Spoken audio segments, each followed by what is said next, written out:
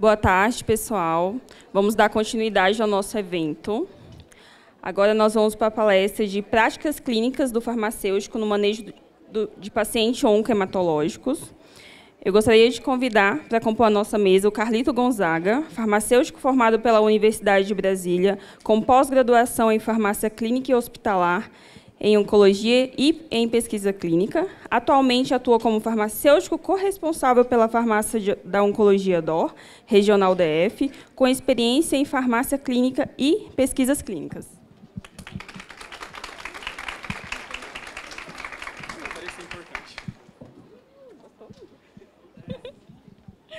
Gostaria também de convidar Ana Cecília, farmacêutica pela Universidade de Brasília, especialista em farmácia clínica e hospitalar oncológica pela Faculdade Unileia, ex-diretora da Liga Acadêmica de Farmácia e Semiologia da Clínica Universidade de Brasília, possui experiência em farmácias comunitárias na atenção primária à saúde, análises clínicas, farmácia hospitalar e regulação sanitária, participou como colaboradora no desenvolvimento de diretrizes clínicas no Laboratório de Evidências e Estudos Farmacêuticos da Universidade de Brasília, atua como farmacêutica clínica e hospitalar oncológica do Hospital DF-Star.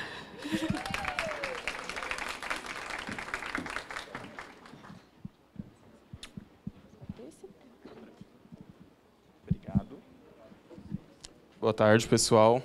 Todo mundo com soninho depois do almoço, mas eu prometo que a gente vai ser breve e bastante dinâmico, tá? Desculpa. Só começando um pouquinho, pessoal, vocês vão ver que a gente restringiu um pouquinho do tema de farmácia clínica, porque ele é muito amplo.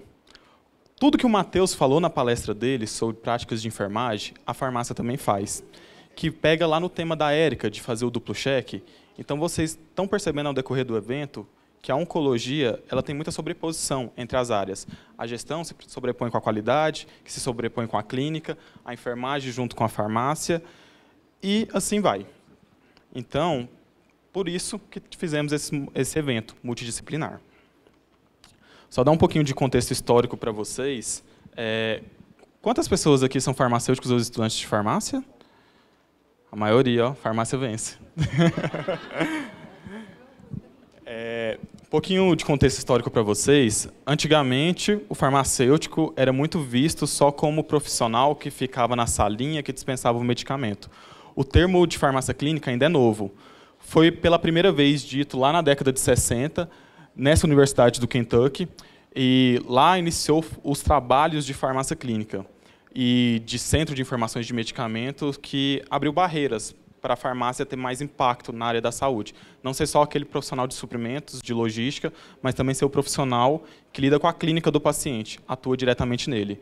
Só parafraseando um professor meu da faculdade, ele falava que antigamente o farmacêutico era o profissional do medicamento. Quando eu entrei na faculdade, ele falou que isso mudou, que o farmacêutico é o profissional do paciente que usa o medicamento como arma para tratar esse paciente. E essa definição aqui é bem legal, que ela mostra a responsabilidade que o farmacêutico tem diante da farmácia clínica. Que lá na década de 60, quando foi a primeira vez dito farmácia clínica, o Charles Walton disse que farmácia clínica é a utilização ótima do julgamento e do conhecimento farmacêutico. Claro que a definição aqui é um pouquinho mais extensa, mas essa parte do julgamento crítico, na era da tecnologia, um IA nunca vai substituir a gente, tá, pessoal? O ser humano, tanto o enfermeiro como o farmacêutico, nutricionista, psicólogo, principalmente, eu não vejo um IA substituindo ele. Porque não basta só ter o conhecimento, a gente tem que ter a capacidade de usar o julgamento com base nesse conhecimento. Entender a individualidade do paciente e entender as armas que a gente tem para tratar esse paciente de maneira única. Passando um pouquinho só para demonstrar para vocês essa evolução da farmácia clínica, isso daqui é uma fotinha que eu até printei ontem para ficar o mais próximo da atualidade possível. Isso daqui é o gráfico do PubMed. Quando a gente pesquisa o termo de farmácia clínica, a gente vê, ao decorrer dos anos, como vem aumentando o número de estudos. Se vocês olharem aqui, só em 2024, temos 25 mil estudos relacionados à farmácia clínica. Isso demonstra o quanto que a gente está sendo mais atuante no mercado e quanto que a gente está tendo impacto para o paciente. Porque se a gente não tivesse, a gente não estaria aqui até hoje. A gente voltaria a ser aquele profissional que fica na salinha só negando a dipirona, igual no vídeo mostrado mais cedo. Mandando vocês abrirem o carrinho, o pessoal da enfermagem. Falando um pouquinho mais desse impacto, só para vocês terem como noção de como que a gente pode impactar dentro do serviço de saúde, a farmácia, eu gosto de falar que ela é o cofre do hospital. A gente tem o medicamento, que é o insumo de maior valor dentro de um hospital. Então, além de um profissional logístico que cuida do cofre do hospital, a gente tem que traduzir essas finanças no impacto clínico do paciente. Então, como eu disse, lá naquela Universidade de Kentucky, que teve a definição de farmácia clínica, depois veio o Centro de Informações de Medicamento, o farmacêutico ele consegue traduzir esse conhecimento para gerar economia para o hospital. Essa economia para o hospital gera economia para o plano de saúde também, que precisa ser viável para aprovar o tratamento e tratar o paciente. Então, o farmacêutico, como a Aline mostrou mais cedo, ele é um profissional versado em várias áreas dentro de um hospital. E a farmácia clínica é uma arma nossa para tratar o paciente e manter a instituição viável economicamente. Passando um pouquinho só para o contexto de farmácia clínica dentro da oncologia, ela é um pouquinho mais complicada. Como eu posso dizer? Vocês aqui que estão na faculdade, eu não sei se na grade de vocês tem oncologia, mas eu imagino que não, porque é extremamente raro ter uma faculdade que treina os profissionais para oncologia. Isso não tem? Maravilha, já está melhorando. A minha faculdade não tinha. Eu fiz matéria de oncologia 3, mas eu fiz de forma optativa, por conta própria. Então, isso é um desafio maior para o profissional recém-formado. Além disso, como comentaram aqui, o Matheus comentou que só o enfermeiro pode instalar quimioterapia, o farmacêutico na oncologia ele tem que ser obrigatoriamente pós-graduado. O farmacêutico, segundo o CRF, ele tem mais de 100 habilitações possíveis. Não sei se vocês já chegaram a consultar isso lá no site. Oncologia é só uma delas, mas oncologia é a única que você tem que ser pós-graduado para atuar nela. Então, isso é um grande diferencial. Tanto em mercado, para vocês, fica mais restrito o mercado, então é melhor para a gente achar emprego, concorre com menos gente, mas também demanda muito da gente, que a gente tem que ser muito, muito afiado para trabalhar nisso.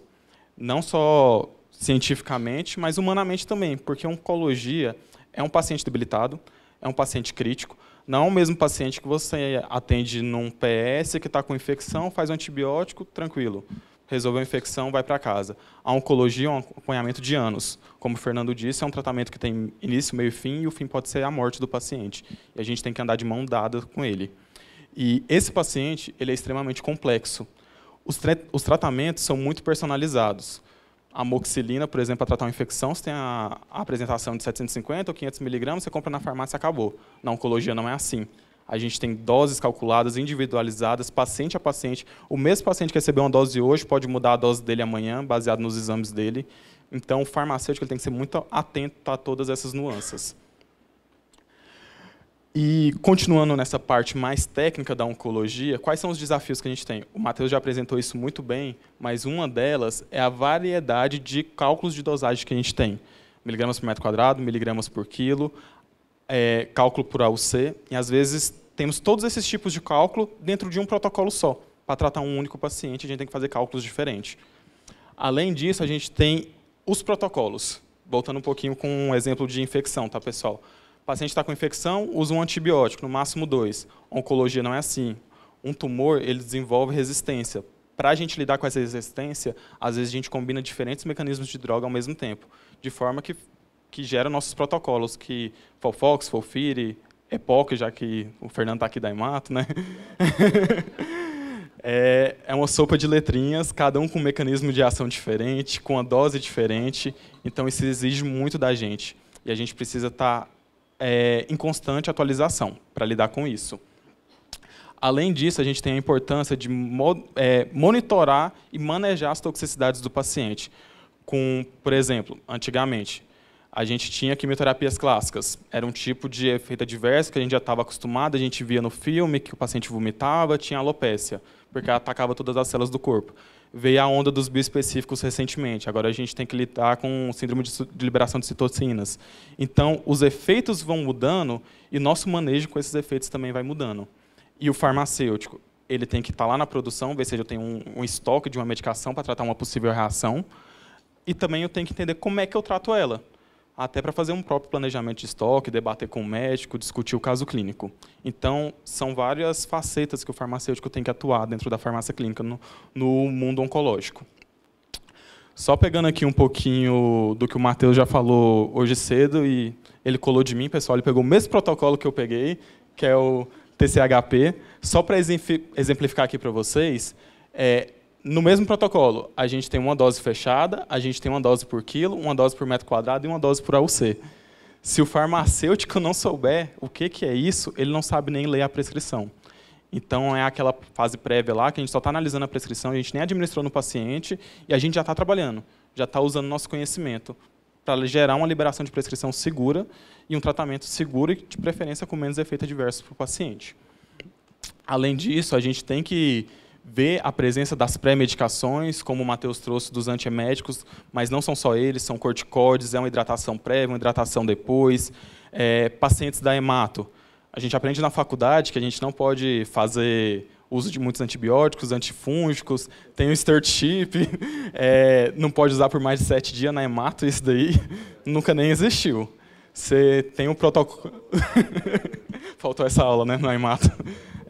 A gente pega um determinado protocolo da hemato, a gente vai olhar o guideline dele, dentro do próprio protocolo já vem recomendando um antifúngico por 28 dias ou, às vezes, ininterrupto, até proteger o paciente. Então, o farmacêutico que na faculdade é treinado para a gente, talvez, combater as múltiplas medicações, na onco a gente não vai fazer isso. Às vezes elas são bem-vindas.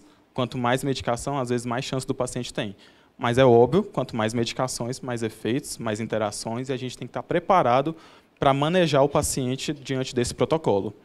Outra complexidade, voltando no exemplo do antibiótico, o paciente vai tomar um antibiótico uma vez a cada 7 dias. Por 7 dias, tratou a infecção, acabou. Na oncologia não é assim, você vai ter que explicar para o paciente que ele vai a cada 28 dias no ambulatório, vai tomar uma medicação no D1, outra no D2, vai continuar até o D5 com essa medicação, depois pausa 21 dias, volta. A complexidade do tratamento é maior. E um paciente ele não faz esse tratamento se ele não entender, pelo menos minimamente. Então, o farmacêutico ele tem que saber traduzir isso para uma linguagem que o paciente entenda e fazer com que o paciente seja aderente a esse tratamento.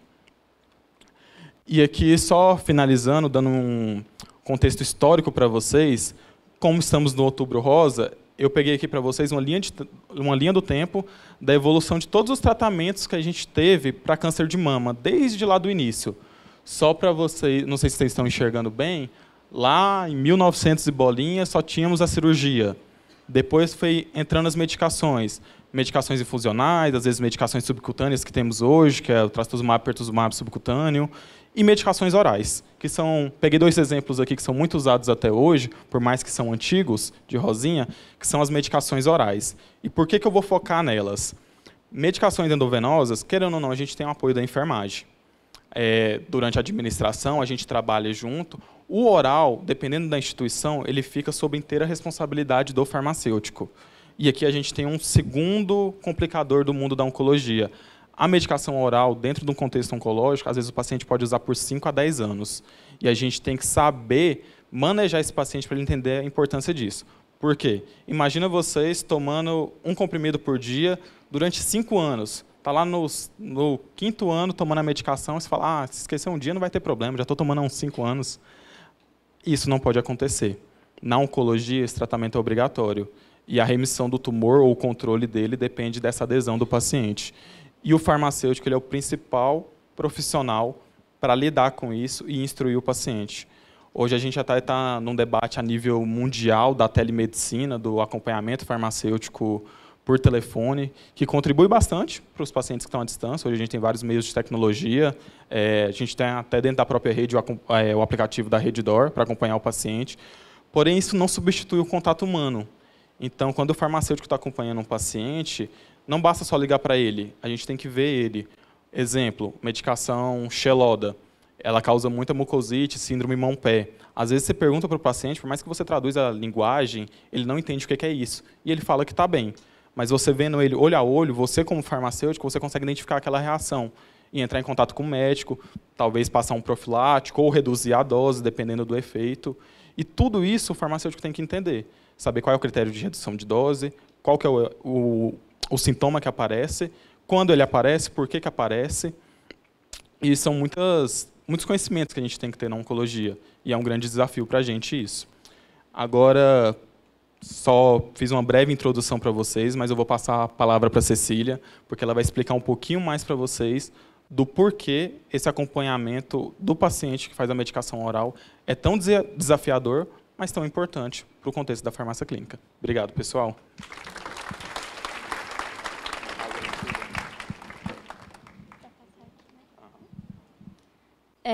Então, falando um pouco dos desafios da terapia oral em pacientes oncohematos, garantindo eficácia e segurança. Vou dar uma introdução primeiro da legislação, né, da resolução que a gente tem, que é a 338 de 2013, que foi quando possibilitou a abertura de procedimentos, né, para o diagnóstico e tratamento do câncer, com a exceção dos antineoplásicos orais. E a Lei 6.330 de 2009, ela ampliou o acesso do tratamento com antineoplásico domiciliares de uso oral para os usuários de planos de assistência à saúde e garantia que é obrigatória de tais medicamentos após o registro da Anvisa. Então, um paciente no centro do cuidado. Eu trouxe aqui também, primeiro, uma explicação, né, do que é o cuidado farmacêutico. Ele foi definido pela primeira vez por Sandra Hepler e Charles Hepler e Linda Strand, em 1990, que foram farmacêuticos e professores da Universidade de Minnesota, como a provisão responsável do tratamento farmacológico com o propósito de alcançar resultados concretos que melhorem a qualidade de vida do paciente. E depois, a OMS ela estendeu esse benefício da atenção farmacêutica para toda a comunidade e reconheceu que o farmacêutico pode participar ativamente na prevenção de enfermidades e na promoção da saúde, junto com os outros membros da equipe multi. Quando a gente fala de o paciente no centro do cuidado, a gente quer dizer que o paciente ele merece que oferecemos um atendimento que priorize a humanidade, a compaixão e o respeito ao paciente. E que, com isso, garanta que o paciente também ele seja envolvido em todas as decisões clínicas que diz respeito à saúde dele. Com isso, a gente obtém uma melhora clínica e também uma melhor satisfação do paciente, colocando ele sempre no centro do cuidado. Eu trouxe aqui sobre os 5 certos. Atualmente tem 11 certos, 12 certos, 13 certos, mas são algumas que convém mais para a administração de medicamentos intravenosos. Os 5 certos, ele fala mais sobre os medicamentos que são orais. Então, falando sobre eles, a terapia oral ela traz muitos benefícios para o paciente, que inclui a facilidade de administração, a exposição contínua e prolongada, a administração sem agulha e a melhora na qualidade de vida. No entanto, esses benefícios eles são acompanhados de risco, porque a partir do momento que o paciente sai do ambulatório, ou então ele recebe o medicamento pelo convênio, ele não está mais sob os cuidados do sistema de saúde, e sim do próprio paciente ou do seu cuidador. E aí pode haver alteração nesse ciclo dos 5 Cs do tratamento, que é o paciente certo, o medicamento certo, a dose certa e a via certa. E uma das maiores preocupações que a gente tem a partir disso, com a automedicação, é se o paciente... Calma que eu vou beber uma água.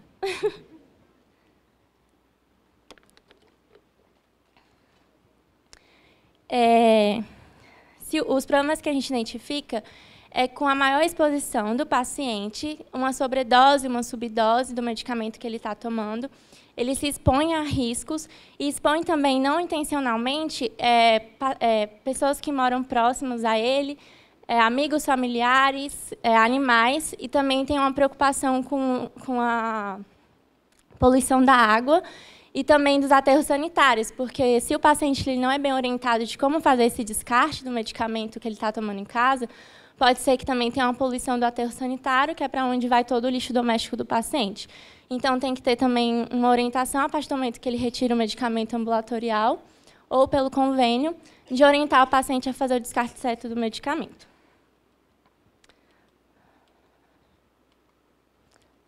Agora, começando os desafios, né, da terapia, eu trouxe os 5 principais desafios que são da terapia oral em pacientes oncohematos. O primeiro é a adesão do tratamento, porque essa adesão não depende só da nossa conduta ou da explicação, né, do tratamento para o paciente. Essa adesão ela depende também das crenças em saúde do paciente, da qualidade de vida do paciente, o estado de saúde, da compreensão da doença, da terapia, o estado psicológico que o paciente se encontra, o apoio social que ele tem em casa também, o apoio das pessoas, esquecimento e estilo de vida. E aí, com isso, a gente tem alguns manejos que a gente pode fazer para avaliar a adesão do paciente com a terapia oral. Eu trouxe aqui a tabela, que é o teste Morisky e Green, que ele traz 4 questões que a gente pode avaliar se o paciente está sendo aderente ou não, que a gente consegue fazer uma escala de aderência do paciente através desse teste. E aí ele traz 4 questões que a gente pode questionar o paciente em relação a isso. A primeira é se o paciente ele se esqueceu de tomar o medicamento em algum dia. A segunda é se ele é descuidado com os horários, porque também não basta ele só tomar o medicamento todos os dias, mas seguir também o horário correto. O terceiro é se ele, em algum momento, deixou de tomar por conta própria o medicamento, quando ele começar a se sentir bem, ou seja, ele interrompeu um tratamento sem a conduta médica. E o 4 é se ele deixou de tomar o medicamento por se sentir mal também por conta própria. E além desse teste que a gente consegue avaliar a adesão do paciente, também tem o uso de tabelas, que a gente pode fazer tabelas para os pacientes, porque tem muitos pacientes que são idosos, então tem paciente que esquece, né, de tomar o medicamento, então o uso de tabelas é uma boa ferramenta para a gente poder avaliar também a aderência dele, questionar se ele está tomando certinho. E, além da tabela, também tem o uso de calendários para fazer o controle do uso diário do medicamento. E é isso. Agora, falando um pouco dos efeitos adversos. Os efeitos adversos, ele é uma das principais causas também do paciente, às vezes, não ser aderente, porque ele sente muita náusea, tem, às vezes, muita constipação, diarreia, e, às vezes, o paciente deixa de ser aderente para não ter aqueles efeitos adversos, né? E aí, identificar e gerenciar rapidamente os efeitos adversos é crucial para a segurança do paciente. E como que a gente pode fazer isso? A gente faz consultas com os pacientes, né, de via oral, a gente acompanha os pacientes de via oral, e a gente identificar essa queixa dele rapidamente é de extrema importância para passar para os médicos, para a enfermagem clínica, e obter uma melhor conduta nos efeitos adversos de grau 1 e 2, que, a partir disso, o paciente não precisa interromper o tratamento, né? Então, a gente conseguindo manejar os efeitos adversos de grau 1 e 2, a gente consegue evitar que o paciente suspenda o tratamento. O 3 e o 4 é o acompanhamento e monitoramento, e a educação em saúde e as intervenções que o farmacêutico pode fazer. O acompanhamento e monitoramento, a gente avalia e acompanha o paciente ao longo do tempo, como eu comentei, por meio de consultas periódicas. E, para isso, a gente também, na rede DO, a gente usa os indicadores que a gente consegue acompanhar os pacientes, ver de quanto em quanto tempo o paciente está vindo, de quanto em quanto tempo a gente está acompanhando, e anotando todas as queixas e passando para a equipe médica. Educação em saúde e intervenções. A gente consegue fazer orientações corretivas, como, por exemplo, às vezes o paciente está tomando um medicamento em jejum que precisa ser tomado com alimento, a gente consegue fazer essa correção. Recomendações, às vezes, troca de horário, alguma coisa do tipo, a gente consegue conversar com a equipe médica, falando sobre o estilo de vida do paciente, como o paciente, a rotina do paciente mesmo, a gente pode tentar fazer uma recomendação, né, em relação a isso. Manejos de reações adversas ao medicamento, como, por exemplo, a síndrome mão em pé, a gente pode recomendar o uso de hidratantes, à base de ureia, que são mais potentes, né? E também o uso de informações verbais e escritas. Ali eu enfatizei de novo o uso de informações verbais e escritas, com base na necessidade de aprendizagem de cada paciente. Porque sempre quando o paciente é 1D1, que nem o Matheus comentou, e os outros enfermeiros também comentaram ao longo do dia, a gente sempre faz uma avaliação inicial do paciente, uma anamnese do paciente, e a gente entrega orientações escritas para ele sobre o tratamento, mas tem muitos pacientes que são idosos, que às vezes não entendem, nem nada do tipo. Então, às vezes, não só a orientação escrita, mas pode ser que a gente precise ter outra didática com esses pacientes, por conta da aprendizagem mesmo deles. Aqui, como quinto, eu coloquei as interações medicamentosas, que são um dos desafios principais também. Na interação medicamentosa, a gente precisa fazer uma revisão total da farmacoterapia do paciente, com a finalidade de resolver os problemas relacionados à prescrição de medicamentos, à utilização e aos resultados terapêuticos. Porque, como eu comentei, a gente faz a consulta com o paciente de primeira vez e, a partir dela, a gente consegue retirar algumas informações, que são os medicamentos de uso contínuo dos pacientes, se os pacientes fazem uso de medicamentos naturais, fitoterápicos, vitaminas, suplementos, e a gente precisa fazer uma revisão total em relação a isso, para ver se não vai ter nenhuma interação medicamentosa com o protocolo do paciente, com a quimioterapia que ele está fazendo e com o antineoplásico oral que ele vai estar iniciando também, né? E, além disso, a gente precisa fazer o acompanhamento, porque, ao longo do tratamento, pode ser que novos medicamentos orais sejam incluídos, né? Então, a gente sempre precisa estar fazendo essa revisão ativamente com o paciente e com a equipe multi também. Aqui são todos os cinco desafios que a gente tem. E, como conclusão da apresentação, então, a literatura ela enfatiza muito o desempenho do farmacêutico na oncologia, como o Carlito colocou, né, sobre a farmácia clínica. Atualmente, tem muitos artigos relacionados a isso. E a nossa atuação vai além da dispensação da manipulação. Nosso desempenho, nossa atuação, ela também auxilia os outros profissionais na configuração do plano terapêutico, de forma a garantir que a terapia medicamentosa ela seja adequada, segura e conveniente para o paciente. Então, a nossa maior missão dentro da oncologia, dentro da Onquemato, é justamente garantir a qualidade e a eficácia do tratamento e que os resultados clínicos eles mantenham a qualidade de vida e melhorar os resultados clínicos do paciente, né? São as metas importantes durante a quimioterapia ambulatorial. E é isso.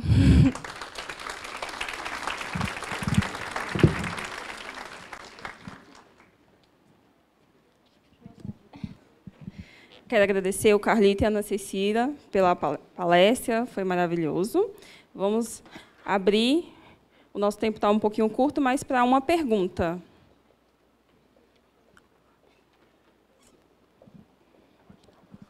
Pode chamar?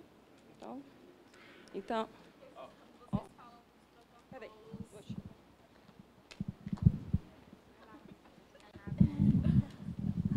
Olá, boa tarde. Vocês falaram dos protocolos em geral para idosos e tal. Esses protocolos também servem ao manejo muda referente a crianças oncológicas?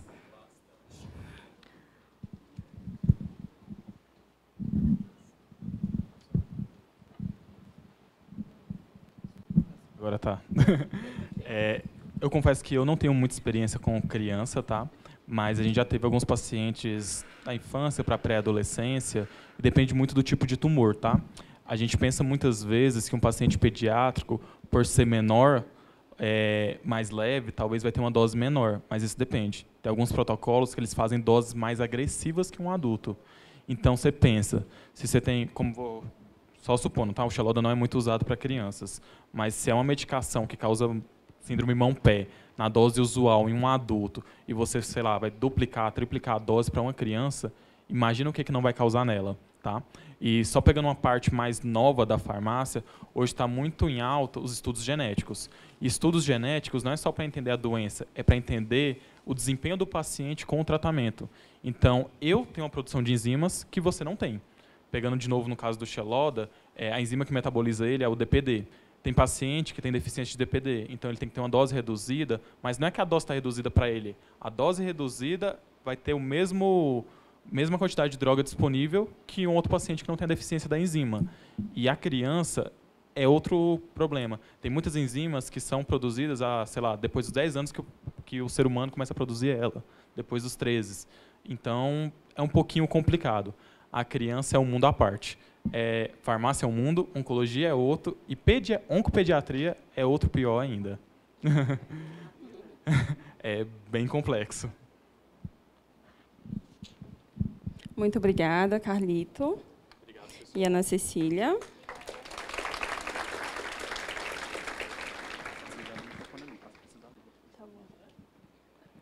Vamos dar continuidade à nossa jornada.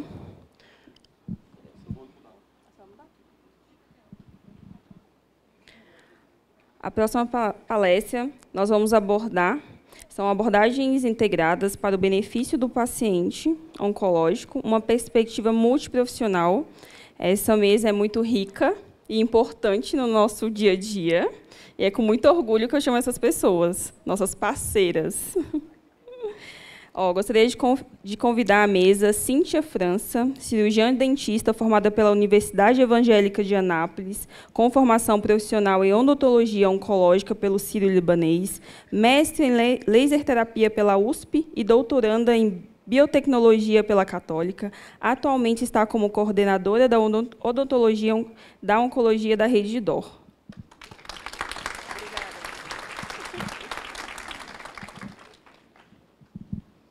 Gostaria de chamar para compor essa mesa também a Franciele Campos, nutricionista oncológica, especialista pela SBNO, nutricionista clínica pela residência uniprofissional SESDF e especialista em terapia nutricional da Braskem. Atua no momento como nutricionista clínica nos laboratórios da Oncologia DOR-DF.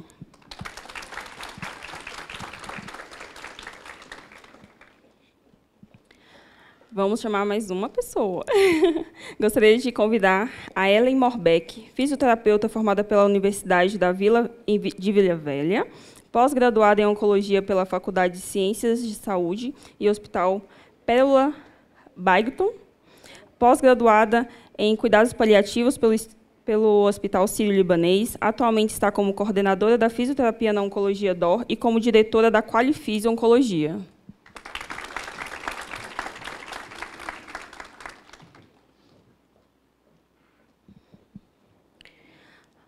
A última pessoa dessa mesa, muito importante também no nosso dia a dia, gostaria de convidar a Ana Carolina, fisioterapeuta pós-graduada em fisioterapia cardiorrespiratória e em fisioterapia hospitalar, pós-graduada em fisioterapia em oncologia e cuidados paliativos, membro da Associação Brasileira de Fisioterapia Respiratória.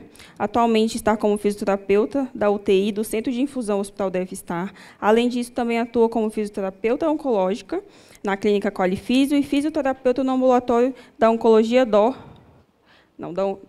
da Oncologia do Sírio-Libanês. Obrigada, Cintinha.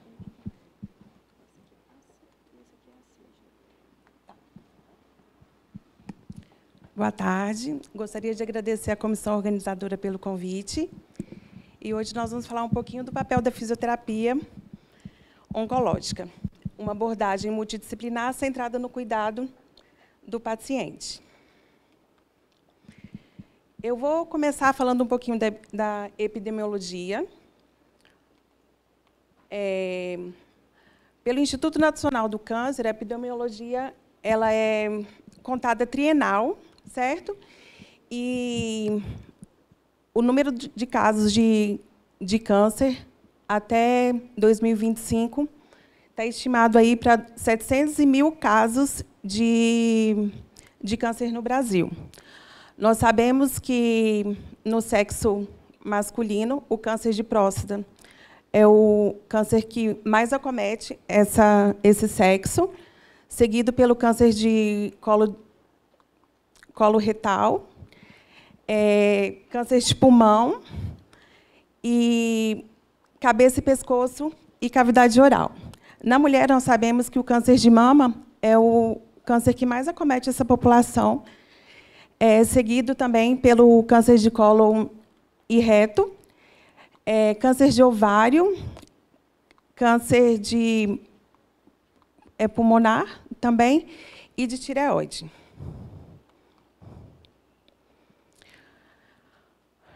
Começando pelos fatores de risco, né? Nós sabemos que o câncer de mama hoje, ou o câncer, ele é um problema de saúde pública, né? Que envolve todas as medidas políticas também e social, e que a gente sabe que, no decorrer dos anos, a população tem envelhecido, e, junto com o envelhecimento, os fatores de risco também eles têm aumentado, colocando a população mais susceptível a estar obtendo aí qualquer tipo de câncer, né? Nós sabemos que existem os fatores não modificáveis, que a idade, sexo, histórico familiar, fator hereditário, que corresponde a 5 a 10% dos casos, e aqueles fatores modificáveis que a gente pode estar mudando no decorrer dos nossos dias, né? Que é o tabagismo, o alcoolismo, a obesidade, a irradiação, os fatores ambientais, os fatores carcinógenos ocupacionais, a nutrição e o sedentarismo, também, que eu acho que eu não coloquei ali. A gente sabe que, hoje em dia, a atividade física é uma importante forma de tratamento não farmacológico para a prevenção do câncer. Falando um pouquinho do histórico da fisioterapia, a fisioterapia na oncologia ela começou há décadas mundialmente devido ao preparatório do câncer das cirurgias de câncer de mama. No Brasil, foi uma especialidade reconhecida em 2009 pelo COFITO. Atualmente, a gente também não tem, como o Carlito falou, uma cadeira mesmo obrigatória de fisioterapia em oncologia nas faculdades, mas a gente tem tido um aumento dos cursos de pós-graduações, de eventos na área, para o maior conhecimento e atendimento mais especializado para essa população. O fisioterapeuta oncológico, a gente fala que é um fisioterapeuta bastante completo, né? Porque, além de ter que saber sobre a doença, né, sobre o câncer e seus efeitos colaterais durante o tratamento que os pacientes acabam tendo, ele precisa conhecer a doença e os outros sistemas que acabam sendo acometidos pelo tratamento oncológico, seja pelas cirurgias, pela radioterapia, pela quimioterapia e imunoterapia. Os principais objetivos da fisioterapia é prevenir, manter e recuperar a integridade cinético-funcional de órgãos e sistemas, prevenir os distúrbios causados pelo tratamento oncológico, como eu falei agora, né? Ou pela cirurgia, pela quimioterapia, rádio, hormonioterapia ou imunoterapia, buscar o bem-estar e a qualidade de vida e sobrevida do paciente oncológico e manter esse paciente informado, incluído e participativo durante todo o processo dele do tratamento. É importante que o paciente saiba tudo o que vai acontecer com ele no decorrer dessa jornada, né? Então, é importante que a gente seja sincero, que é importante que a gente seja leal diante de todas as informações que a gente passa para aquele paciente. No centro de infusão mesmo lá do DevStar, a gente tem um acompanhamento com os pacientes desde a primeira vez que eles começam o tratamento. A gente tem tentado instituir isso para os pacientes. E, desde o início, os pacientes já têm noção, junto com a farmácia, dos efeitos colaterais com a enfermagem. Então, nós também passamos isso para os pacientes também, que é uma forma que a gente tem de estar ajudando a ter o tratamento também mais tranquilo. As áreas da fisioterapia, né? A gente, então, atua em todas as áreas que o câncer pode acometer: cabeça, pescoço, pulmão, o câncer abdominal, que pode ser de cólon, reto, os ginecológicos, os tumores uroginecológicos, o câncer de mama, os tumores ósseos, sistema nervoso central, os tumores oncohematológicos e os tumores cutâneos. A atuação da fisioterapia, ela acaba acontecendo nos 3 níveis também. No nível primário, onde a gente foca em prevenir o aparecimento do câncer através de palestras e conscientização das pessoas. No nível secundário, que é desde o diagnóstico e durante todo o tratamento do paciente. E o terciário, através da reabilitação. Nós sabemos que, quanto mais avançado está o estadio aí do câncer, o tratamento acaba sendo um pouco mais agressivo, né? Alguns pacientes acabam também não tendo tratamento, tendo que passar mesmo pelos cuidados paliativos. Esses pacientes acabam tendo uma maior morbidade, uma maior qualidade de vida e de morte e uma piora da sobrevida. Então, a fisioterapia, atuando desde o início, né, ela acaba ajudando os pacientes a passarem pelo processo de uma forma menos sintomática. A gente acaba ajudando muitos pacientes em relação aos sintomas deles durante o tratamento. Em 2013, aqui a gente tem esse artigo falando sobre a pré-habilitação do câncer, que foi um modelo de assistência que foi começado a usar na oncologia. Então, a gente, na pré-habilitação, a gente já começa a atuar desde o diagnóstico até o início do tratamento. Então, vamos supor, uma paciente com câncer de mama, ela sabe que ela vai para uma cirurgia ou ela vai começar a quimioterapia. A gente, no diagnóstico dessa paciente, a gente já começa o acompanhamento dela. A gente não espera que aconteça alguma disfunção da paciente para a gente começar a tratá-la. Isso serve para todas as áreas da fisioterapia na onco. A habilitação, que é durante todo o tratamento, então o paciente, quando ele fez a cirurgia, ou começou a quimioterapia, ou a rádio, a gente começa a trabalhar com esses pacientes também, até a alta deles, ou até mesmo o final do tratamento, aqueles pacientes que têm o tratamento até o fim de vida. A parte da reabilitação não é o foco do fisioterapeuta deixar chegar nessa parte, porque quando o paciente já chega na reabilitação, ele já chega disfuncional. Então, para a gente estar evitando que haja uma reabilitação, a gente precisa agir bem na fase de pré-habilitação e na fase de habilitação. Esse artigo ele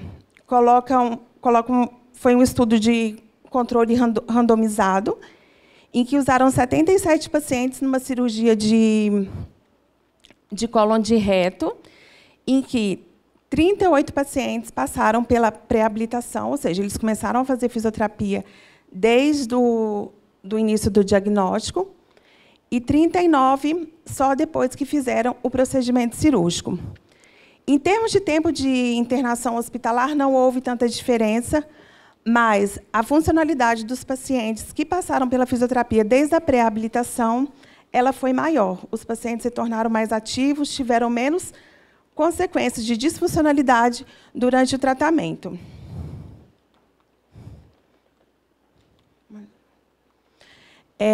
E uma coisa que eu quero focar bastante aqui, que a gente tem buscado bastante no nosso trabalho, é o trabalho da equipe multidisciplinar. Então, tanto a odontologia, quanto a nutrição, quanto a fisioterapia, quanto a farmácia, a enfermagem e a equipe médica também. Quanto mais coesa essa equipe está, maior vai ser aquele tratamento de excelência para aquele paciente.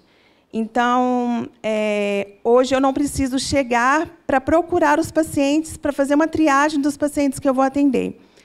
A enfermagem ela já me sinaliza, os médicos já sinalizam, a odonto já sinaliza também, assim como a nutrição também sinaliza, e a gente vai tentando fazer uma abordagem mais eficaz e mais completa para aqueles pacientes durante o tratamento.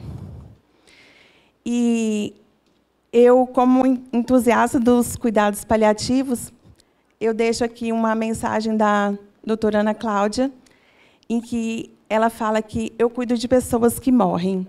A vida é breve e precisa de valor, sentido e significado. E a morte é um excelente motivo para a gente buscar um novo olhar para a vida. Eu agradeço a oportunidade de estar aqui e eu passo a palavra para a Ellen, que vai estar falando sobre a fisioterapia nos efeitos adversos aí do tratamento de câncer.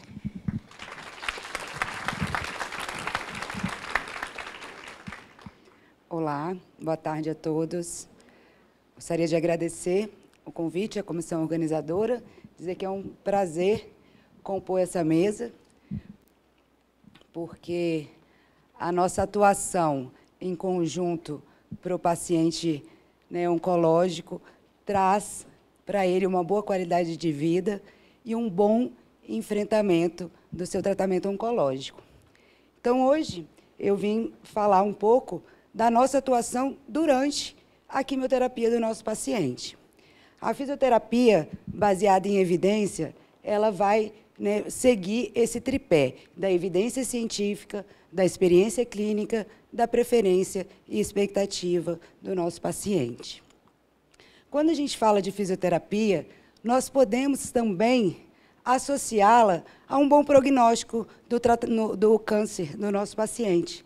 Por quê? A fisioterapia ela está trabalhando para a boa funcionalidade do paciente. E nós sabemos que é um mau prognóstico para o nosso paciente oncológico a sua queda na funcionalidade. Então, a nossa primeira atuação sempre vai ser em busca de funcionalidade, de autonomia do nosso paciente oncológico. Só que ele tem especificidades dos seus exames laboratoriais que nós precisamos, sim, consultá-los para saber qual a melhor abordagem para esse paciente. Então, nós já temos muito bem descrito na literatura, né, o que realmente a gente pode atuar com o nosso paciente de acordo aí com as suas, né, enormes variações dos seus exames laboratoriais.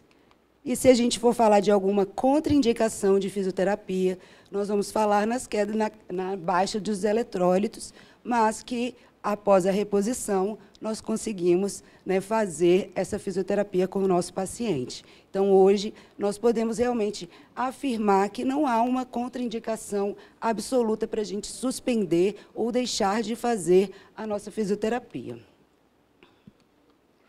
A adjuvância, ela traz muitas complicações, aí, muitos sintomas para o nosso paciente, que é o que vai realmente, né, alterar a sua qualidade de vida. E a nossa atuação será em cima do nosso manejo não farmacológico para as diversas complicações do tratamento oncológico. E sem esquecer da multidimensionalidade do câncer, né? Porque nós tratamos, sim, de pessoas que têm câncer. Então, nós não podemos esquecer nunca de todas as dimensões que estão ali, né, em volta de qualquer ser humano. Então, eu trago, primeiramente, a gente falar do taping, é um recurso que a gente usa muito para manejar edemas e linfedemas dos nossos pacientes oncológicos. Ajuda também nessa redução de dores músculo-esqueléticas. Nós sabemos que 70% das dores dos nossos pacientes, ela vem de origem músculo-esquelética, então é um bom recurso, um recurso de fácil aplicação, né, barato, que a gente pode realmente ter ali no nosso centro mesmo de infusão para tratar esse paciente no dia a dia do seu tratamento oncológico. E nós também não podemos deixar de falar, né, como tanto a físio quanto a odonto, nós somos grandes entusiastas do laser, que é a fotobiomodulação, porque ele tem diversas formas de atuação, aí, de benefícios para os nossos pacientes oncológicos, né? Então, o que, na verdade, o laser, né, e o LED, essas luzes vão trazer aí de benefício. Primeiro, vão aumentar o fluxo microcirculatório aí das células, né, porque são fótons que são absorvidos pelos nossos cromóforos endógenos, que vão aí gerar um estado energético das células com mais ATP, então gerando aí realmente, mesmo em condições de estresse, uma boa evolução. Então, feixes de luz vão ativar os nossos cromóforos endógenos, trazendo reações fotofísicas e químicas que vão gerar aí resultados clínicos favoráveis na promoção de cicatrização de feridas, na regeneração de tecidos, na redução da inflamação, na redução da dor e na melhora da resposta imune. Esse é um artigo de 2022 que traz aí os benefícios aí nas diversas complicações do tratamento oncológico. E aqui eu também não podia deixar de falar, né, já caminhando para o fim da minha fala, também da atuação da fotobiomodulação na neuropatia periférica. Nós sabemos que vários quimioterápicos já descritos na literatura vão trazer, né, esse malefício que é realmente a neuropatia periférica, onde os pacientes oncológicos sentem muitas dormências, muitas pontadas nas pontas dos dedos, dos pés e das mãos. Então, essa abordagem multidisciplinar no tratamento da neuropatia periférica, ela é muito eficaz eficaz e realmente a gente precisa atuar de forma precoce, já realmente sabendo quando a gente já tem os esquemas terapêuticos com esses quimioterápicos, para a gente realmente, né, não deixar que caia a qualidade de vida, porque a funcionalidade do nosso paciente altera muito com a neuropatia periférica. Então, aqui é um exemplo que eu trago, que como a gente aplica o laser no tratamento da neuropatia periférica, justamente nas áreas onde tem as queixas de dormências, de parestesias no nosso paciente.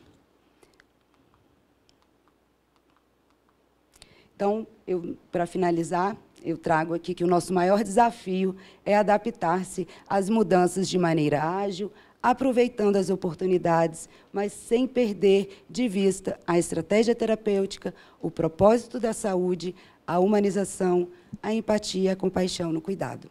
Obrigada pela atenção.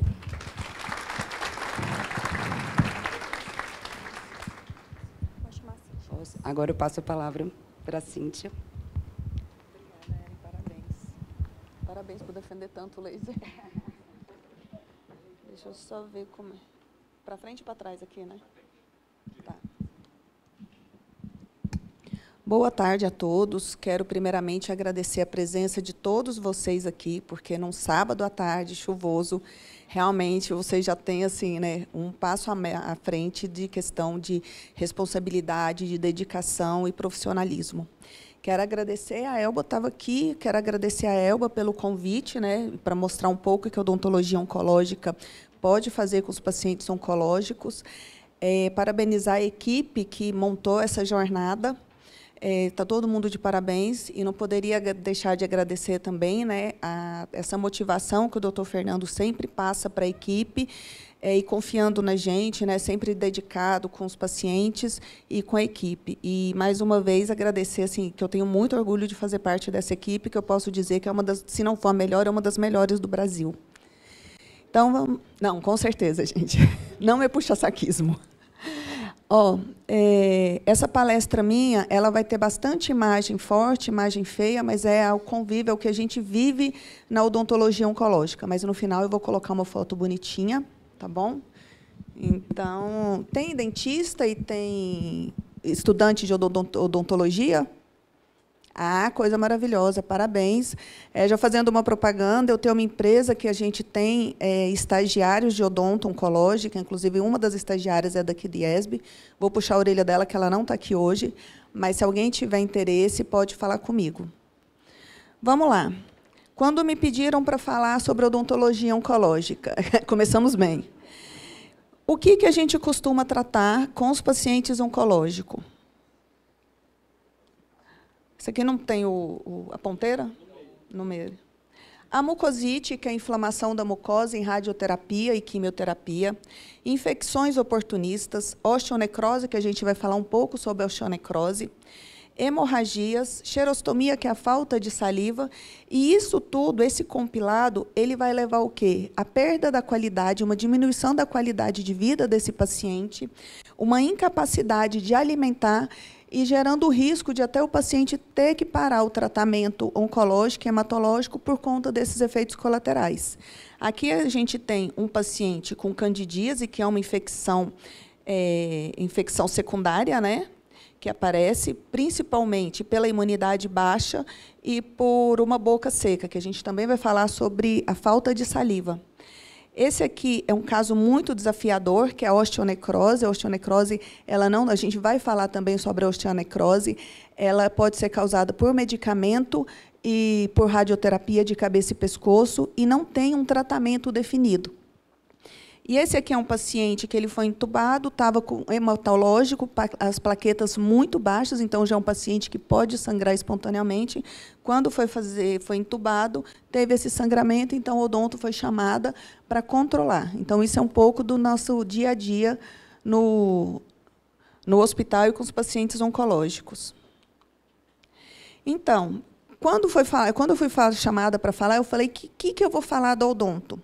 Eu pensei, vou colocar o nosso clínico junto com o científico. Então, existe um congresso, que é um congresso médico, de que discute todas as tendências, ele é um congresso anual que discute todas as tendências internacionais dos tratamentos oncológicos. E, logo em seguida, depois desse congresso, esse chama o ASCO. E, logo depois, tem um congresso da equipe multidisciplinar, que coloca as recomendações dos tratamentos.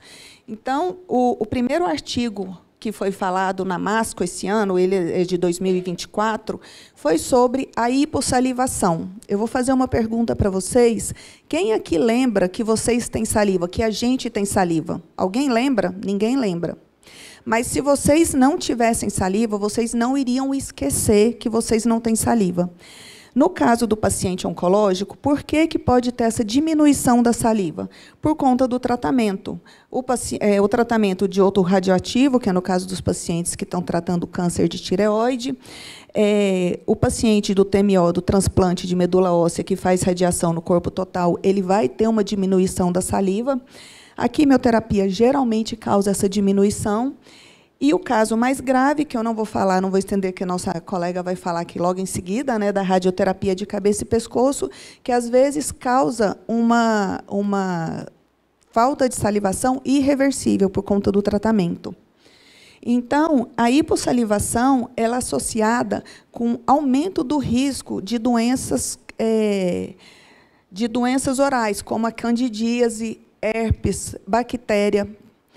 Outra coisa que a falta da saliva pode causar é a destruição dos dentes pela cárie, porque quando você não tem saliva, tem uma alteração do pH e essa boca fica muito seca e o dente começa a desmineralizar. Começa a ter aquelas cáries que o dente começa a cariar, ele cai, porque essas cáries elas acontecem mais na cervical do dente. E é muito desafiador, muito difícil mesmo a gente controlar isso daqui.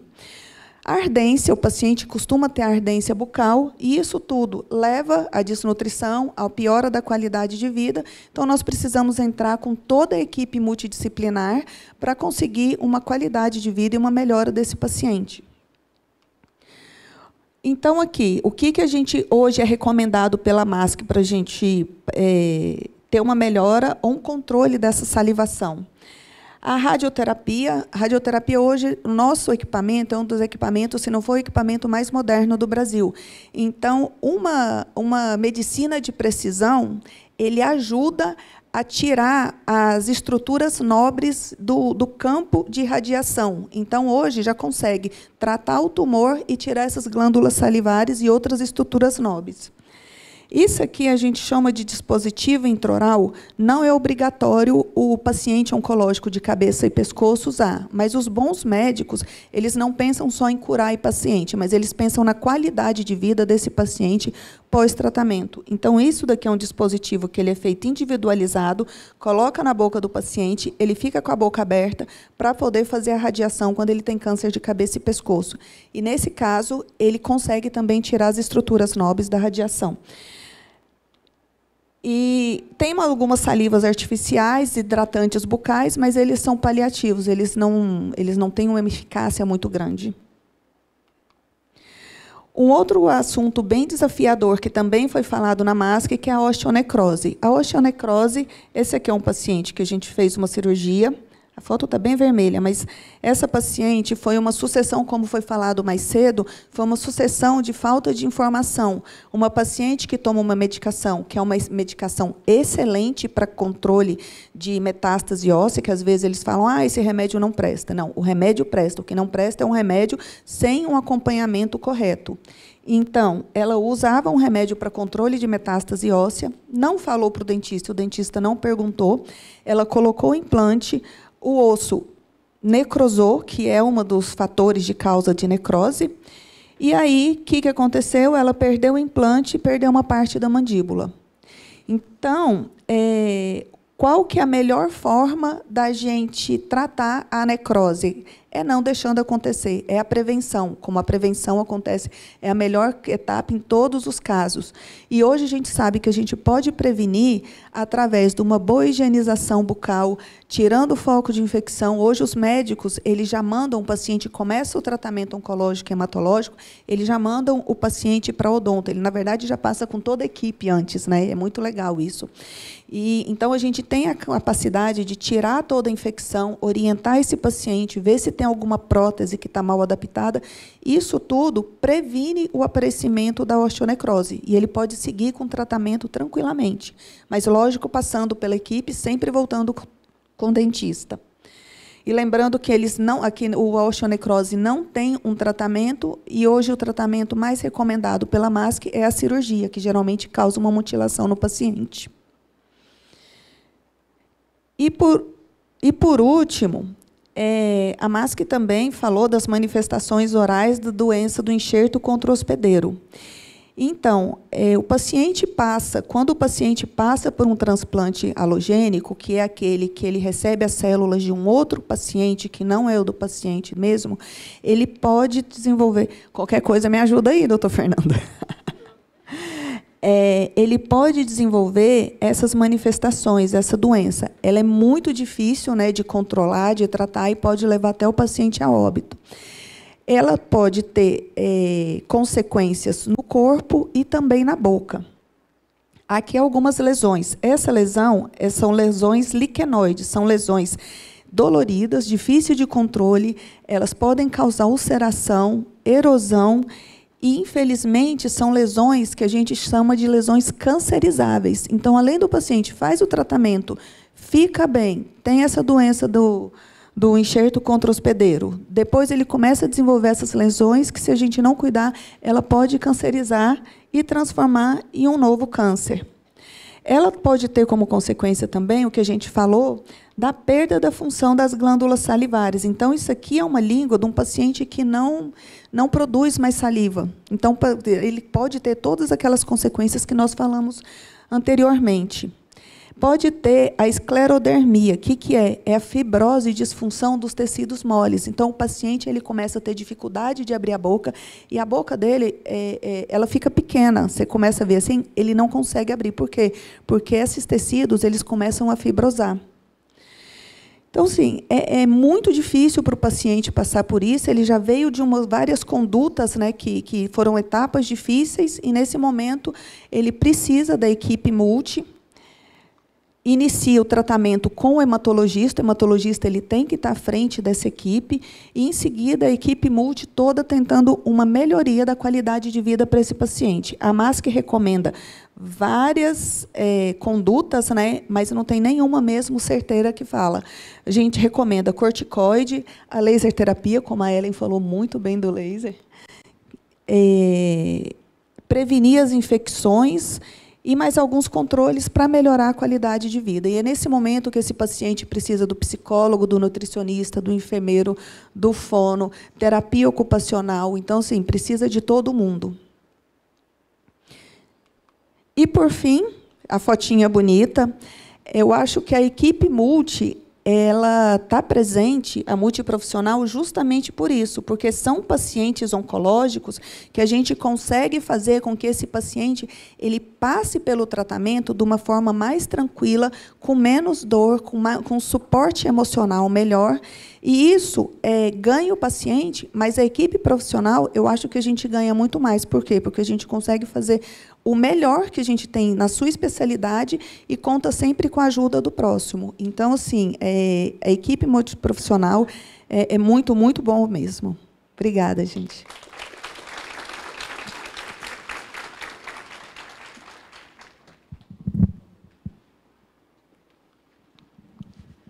Muito obrigada pelo convite. Meu nome é Franciele, eu sou nutricionista e vou apresentar um pouco da perspectiva da nutrição no tratamento do paciente oncológico. A primeira coisa que eu gosto sempre de trazer é que, no primeiro atendimento, o que a gente gosta de fazer é uma triagem para ver se o nosso paciente tem risco, não tem risco, porque nutricional, porque isso vai mostrar quais atitudes teremos. E um dos dados que normalmente é muito chamativo é de que esses pacientes, muitas vezes, têm risco nutricional e, em média, 1 em cada 3 pacientes já são desnutridos ao início do tratamento. Isso é maior nos pacientes que são de câncer do trato gastrointestinal superior. Os pacientes hematológicos também têm uma parcela importante desse risco. Então, isso pede que a gente haja com de forma mais precoce, para que a gente não tenha a perda de massa muscular tão importante durante o decorrer do tratamento, para não incutirem, acabar suspendendo o tratamento em alguns momentos. As causas da desnutrição e da perda de peso são inúmeras. Tem a ver com a questão da própria medicação, as perdas anormais causadas pelos efeitos colaterais e, principalmente, as vias metabólicas alteradas. Então, às vezes, o paciente está comendo, mas não está sendo utilizado de forma satisfatória pelo organismo. E isso gera o quê? O que mais nos preocupa, que é a perda de massa muscular. Novamente, os pacientes eles têm uma perda muito importante de massa muscular, e os pacientes hematológicos eles têm uma presença grande, apesar de muitas vezes não parecer, porque muitos tratamentos mascaram essas perdas com um pouco de edema, de acúmulo de líquidos. Então, se a gente não faz as avaliações de forma precoce antes de iniciar o tratamento, a gente não consegue visualizar muito bem. E, às vezes, a gente vai achando que o paciente está bem e, na realidade, ele está perdendo funcionalidade, perdendo qualidade de vida. Então, esse rastreamento é extremamente importante, porque, quando essa perda começa a ser muito acelerada, a gente precisa entrar mais rápido com a nossa agilidade, com a nossa terapia nutricional. Então, eu gosto sempre de falar que o paciente ele começou o tratamento, às vezes a gente já deixa um suplemento prescrito de SOS, porque às vezes a gente não consegue visualizar esse paciente antes de retornar, e a gente precisa fazer com que, se ele perceba uma alteração da alimentação, ele já comece a ingerir o suplemento da forma mais precoce possível. E, principalmente, a gente não pode se enganar mais de que o paciente obeso ele tem o que perder. Na realidade, eles costumam ser os pacientes mais sensíveis. Ter peso não significa que você tem uma massa muscular de qualidade. E isso faz toda a diferença. Tem muitas pessoas que, às vezes, têm pouca massa muscular, mas têm grande qualidade. Então, estão fazendo as suas coisas do dia a dia, as suas atividades diárias de forma natural e sem perdas importantes. Já outros pacientes vão perdendo essa funcionalidade, e isso a gente precisa prevenir da melhor forma possível. E por isso que a atuação da equipe multi é extremamente importante, porque o nutricionista prescreve, o físio vai lá e fortalece, e a gente vai tendo melhora dessas respostas ao longo do tratamento.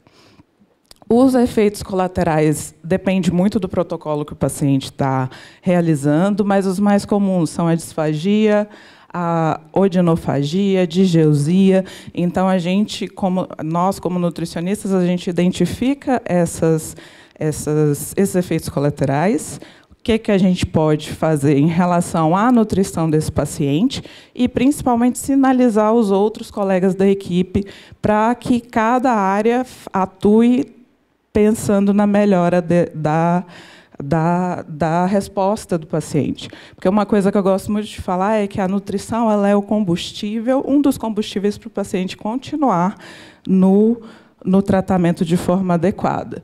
Então, a xerostomia, a mucosite, as náuseas e vômitos, tudo isso influencia no nosso resultado.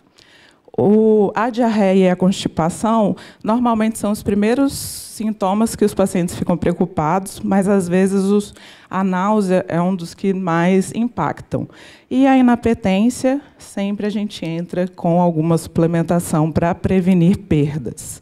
A terapia nutricional, ela depende, então, a partir do momento que a gente vai iniciar, a gente observa quais são as necessidades nutricionais, qual está sendo, no momento, a capacidade digestiva e absortiva e com qual finalidade que a gente vai iniciar alguma suplementação. Na oncologia, menos sempre é mais, mas a gente tem que aprender a identificar quais os pacientes que realmente se beneficiam e de quais suplementos. O primeiro passo, então, que a gente faz é o aconselhamento dietético, se necessário, terapia nutricional oral. Se, por acaso, a gente se visualizar com algum paciente que não responde de forma nenhuma, não consegue se alimentar de nenhum jeito e está com o trato intestinal funcionante, e essa perda de peso está impactando no tratamento, a gente pode pensar em discutir com o médico se vale a pena entrar a nutrição enteral ou parenteral. Esses são os casos extremos, mas muitas vezes, para recuperar o estado nutricional do paciente, a gente precisa fazer isso. Que tipo de suplemento que são os mais comuns? É a proteína. Pode ser a proteína do leite, a proteína vegana, o colágeno, os aminoácidos. O que a gente precisa ver é quais são os hábitos do paciente e o que ele vai realmente tolerar melhor. E fazer essa indicação de forma mais assertiva possível. Aqui tem alguns artigos que mostram que a nutrição está sendo extremamente estudada. O pessoal lá da China está caprichando nos estudos, inclusive aproveitando aqui os brasileiros, né? Estamos aqui nessa instituição acadêmica, a gente precisa publicar mais, estudar mais, para que a gente mostre também que nós estamos extremamente focados, engajados nesses estudos. E, principalmente, o que eu vejo que o que a gente precisa fazer para que o tratamento dê certo é sempre o cuidado centrado no paciente. Com isso, a gente vai ter melhores resultados, melhores desfechos, principalmente fazer o paciente ser ativo na tomada de decisões, saber o que a gente está prescrevendo, por que está prescrevendo e qual a importância da adesão.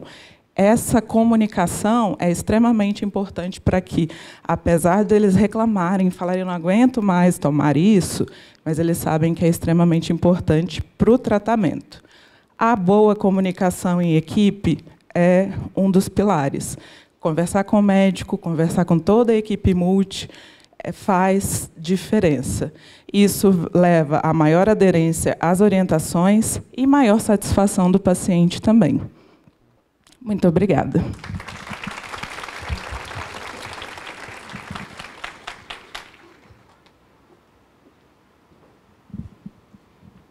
Muito obrigada a todas. Nós temos tempo para uma pergunta.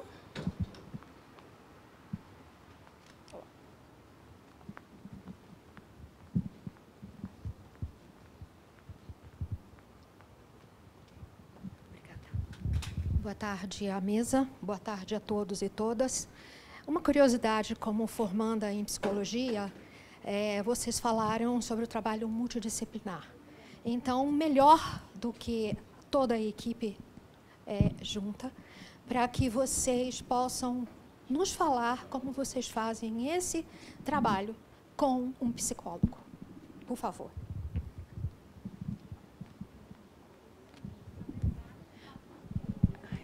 A psicóloga.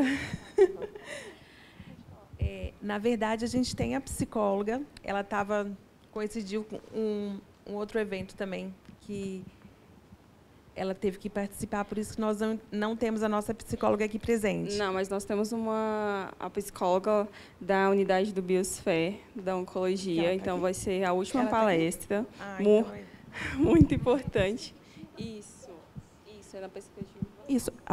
Eu, como nutricionista, eu acho extremamente importante contar com psicólogo na nossa equipe. Por exemplo, na unidade que eu trabalho, a gente gosta de, sempre que possível, fazer um acolhimento do paciente que vai iniciar um pouco antes dele realmente começar o tratamento. E, nisso, todos nós damos essas orientações iniciais e ele também é acolhido pelo psicólogo, porque, muitas vezes, o paciente, no dia que ele chega para iniciar o tratamento, ele está extremamente estressado, ansioso, com o que vai acontecer, como que vai ser, como que funciona, será que eu vou sentir alguma coisa? Então, o trabalho do psicólogo ajuda muito nesse processo de entender pelo que ele vai passar, como que ele vai passar e quais serão os próximos passos. Então, a gente contar com essa possibilidade de acolhimento é extremamente importante para o nosso resultado geral.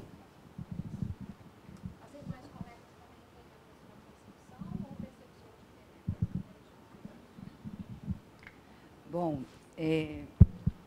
a psicologia, ela, na verdade, eu costumo dizer que ela rege a equipe multi, né? Porque qualquer desafio que nós tenhamos, né, a psicologia, justamente com o nosso atendimento em conjunto, né, a gente consegue realmente abordar o paciente na sua totalidade. Eu falo em relação à fisioterapia, porque muitas vezes a gente tem que realmente, né, trazer aquela comunicação de má notícias em relação à sua funcionalidade, né, e isso altera realmente até seu enfrentamento da doença. Então, não tem como desassociar o nosso trabalho. Então, é maravilhoso contar com a psicologia. Eu sei que eu não estou na mesa. Mas, assim, só para complementar também, porque, claro, né, a gente está falando tudo voltado para o paciente, mas tem a importância da psicologia para a gente, enquanto profissional. Tá? Então, assim, a gente tem uma carga emocional muito grande ao lidar com o paciente oncológico por conta de todo o tratamento, né? Não são só perdas, mas são muitos desafios que a gente enfrenta por conta de carga horária, por conta da própria complexidade. Então, enfim, para a gente também, enquanto profissional, o psicólogo é extremamente importante. Tanto que a gente tem programas onde tem como se fosse assim um cuidar de quem cuida, né? Então, dentre os oferecimentos assim dentro desse programa, a gente tem a psicologia, a gente tem dentro da empresa, a gente tem sessões com psicólogo que a própria empresa tem. Se eu não me engano, você pode fazer acompanhamento de 10 sessões com um psicólogo, uma coisa desse tipo. Então, para a gente, também tirando um pouquinho a visão do paciente, mas para a gente é sensacional, assim, a gente precisa desse profissional. Ótimo, muito obrigada, meninas.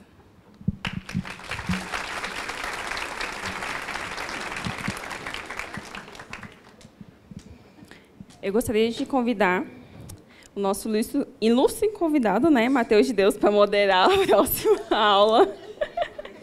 Enfermeiro especialista em oncologia, formação profissional em pesquisa clínica, possui MBA em gestão em saúde, atualmente está como supervisor nacional de padronização de práticas de enfermagem na Oncologia DOR e é criador do perfil MCD Oncologia, onde ele compartilha diariamente seus conhecimentos na oncologia com seus seguidores. Seguem, porque são informações da prática, faz toda a diferença, gente. Obrigado.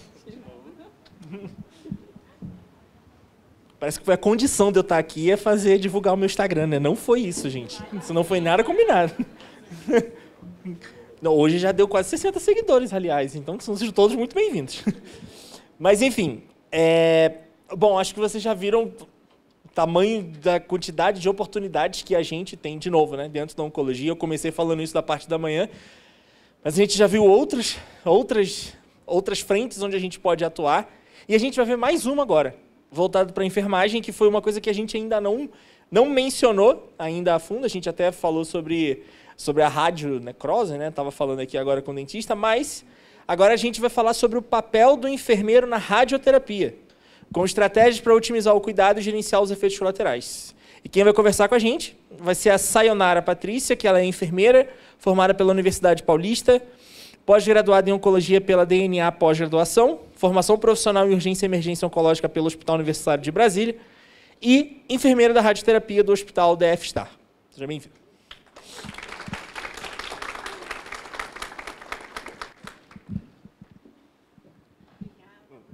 Esse passa e esse é o laser. Ah, tá bom. Obrigada.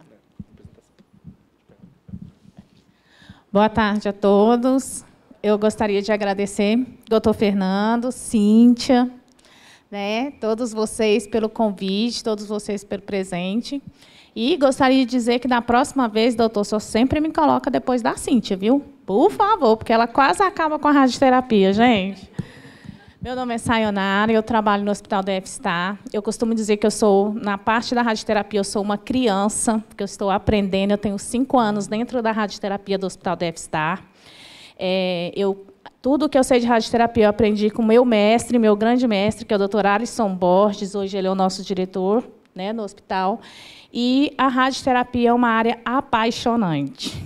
Eu nem vou perguntar se tem alguém aqui da radioterapia. Tem alguém da radioterapia? Oh, muito bem, minha coleguinha. Obrigada. Gente, a radioterapia ela é um tratamento oncológico que a gente abrange os nossos pacientes oncohematológicos, e ela é um tratamento que quase ninguém conhece. Pouquíssimas pessoas conhecem a radioterapia. E, das poucas pessoas que conhecem, sempre acha que a radioterapia vai queimar a pessoa, vai machucar a pessoa, vai dar uma ortorradionecrose, né, doutora Cíntia? Mas não é bem assim. A radioterapia, hoje eu vou falar um pouco da radioterapia, para vocês bem rápido. Eu sei que nosso tempo está grande, está pequeno, mas assim, a radioterapia ela é um tratamento que ela utiliza radiações ionizantes, tá? Como raio-x. Então, o que acontece? A radioterapia é aquele raio-x que vocês fazem. Vocês não vão lá fazer um raio-x para ver como é que está o osso, se quebrou? É isso, só que em altas doses, tá? Ela é em alta dose e precisa, tá? E ela vai impedir ou destruir as células cancerígenas. O que eu reduzo para vocês? Eu descobri que um paciente recebe um diagnóstico, eu estou com câncer. Ela é composta por uma equipe enorme de médicos radioterapeutas. Ele passa pelo oncologista ou o hemato-oncologista, que vai determinar e definir aquele diagnóstico. Em seguida, ele é encaminhado ao médico radioterapeuta. Quando ele chega com o médico radioterapeuta, nós, como equipe da enfermagem, a gente já acompanha de perto o médico. Por quê? Porque dali vai ser definido a conduta de tratamento daquele paciente. E o que o enfermeiro faz nesse momento? Ele precisa ser uma âncora. Eu gostei muito da palestra da Monique, porque quando ela falou, gente, eu faço isso, aí eu já levantei meu dedinho, gente, eu faço isso. Eu faço isso. Imediatamente, eu já preciso acolher esse paciente.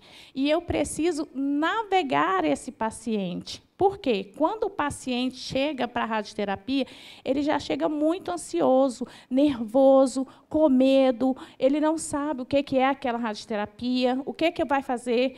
Mas eu já faço quimioterapia, agora vou ter que fazer radioterapia, meu cabelo vai cair, nossa, vai me queimar todo. Não, calma. E, para isso, a primeira coisa que nós temos que fazer já é contar com a nossa mesa que estava aqui, que é a nossa equipe de apoio. Nós precisamos imediatamente acolher esse paciente em todas as suas dimensões, tá? A radioterapia ela é um tratamento que ela alcança tumores com precisões milimétricas em qualquer localização do corpo, inclusive tumores cerebrais. Hoje, no DF-Star, nós trabalhamos com máquinas de altíssima qualidade e precisão. Nós costumamos dizer que nós tratamos os tumores e fazemos radiocirurgia. É uma cirurgia? Não. Ela é uma radioterapia com precisão cirúrgica. Nós somos capazes de fazer uma cirurgia em tumores cerebrais, onde o paciente chega para nós andando e ele sai de lá sorrindo, porque ele sai com grandes perspectivas de cura. Porque a radioterapia, ou ela vai destruir a célula tumoral em seu DNA, ou ela vai morrer por apoptose. Então, assim, é muito interessante. ela é capaz de administrar altas doses de radiação, ao mesmo tempo preservando os tecidos saudáveis. Foi aquilo que a doutora falou. Hoje, a nossa máquina tem um modelo ali, eu trouxe para vocês. Esse é um Versa. Nós temos hoje 2 máquinas dos Versas e um Gamma Knife, que nós fazemos nossas radiocirurgias de tumores cerebrais. E é uma equipe composta por físicos médicos e dosimetrista. O que é que eles fazem? Eles vão fazer a imagem do tumor. Através dessa imagem, eles vão sobrepor uma sobre a outra, localizar o tumor, uma margem de segurança de tecidos saudáveis que não precisam ser atingidos e não podem ser atingidos, e, através desse cálculo e dessa precisão, vários raios entrando por várias fontes vão atingir um único foco, sendo capaz de destruir a célula tumoral. Com isso, a gente consegue ter uma redução de efeitos adversos, como os que foram apresentados, o encurtamento do tempo de tratamento, ou seja, como a máquina ela é muito precisa, tratamentos que antigamente eram feitos com 20, 30 sessões, hoje nós conseguimos reduzir para 5. Por quê? Porque se antigamente ele precisava receber 20, 30 sessões de 260 grays, que é a nossa moeda de dose, né? Ele hoje consegue receber 5 sessões de 600, de 700, capaz de destruir aquele tumor de muito menos efeito colateral. E os procedimentos são rápidos e precisos e com atendimento humanizado. Qual é o nosso atendimento humanizado? Se eu recebo um paciente que eu sei que ele tem um diagnóstico de tumor, cabeça e pescoço, eu já imediatamente aciono a minha equipe multi. Ligo para a minha psicóloga, olha, estamos recebendo um paciente, cabeça e pescoço, provavelmente ele vai ter muita dificuldade de aceitação de diagnóstico em primeiro lugar.